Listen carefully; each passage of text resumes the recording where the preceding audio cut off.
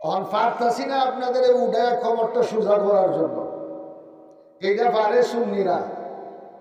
কেমনে পারে জানে? সুন্নিরা ইয়া নবী সালাম আলাইকা যখন কয় তখন এই উঠটা খার হয়, এই বলা মাজাটা একটু সোজা হয়। কি তার ঠিক না? তখন আমরা তো আবার এই পূজারও না, এই সুন্নি যে এই জাতের সুন্নিও না।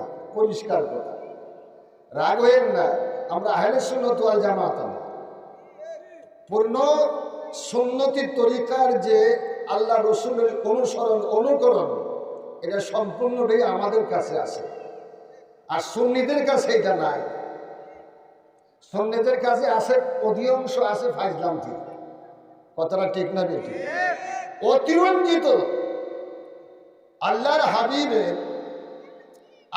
হাবিবের প্রশংসা করতেছিল সাহাবাই কেরাম।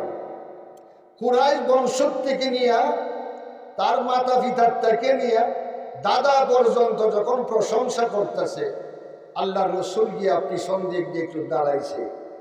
দাঁড়ানোর পরে প্রশংসাটা, নবীজির প্রশংসাটা শুনছে, নিজের প্রশংসাটা নিজেই শুনছে যে সাহাবাই কেরাম কি প্রশংসা করতেছে। আল্লাহর হাবিব ধমক দিয়ে বললেন, এতক্ষণ পর্যন্ত তোমরা কার প্রশংসা করেছ? সুবহানাল্লাহ বলে, কাকে এত বড় বানাইছো? কার প্রশংসা এতক্ষণ পর্যন্ত করছো? ইয়া রাসূলুল্লাহ, আপনার প্রশংসাই করছি। আল্লাহ রসুল বলেন, তোমরা কি জানো না মরিয়মের ছেলে ঈসার প্রশংসা করে মানুষ ইহুদি হয়ে গেছে?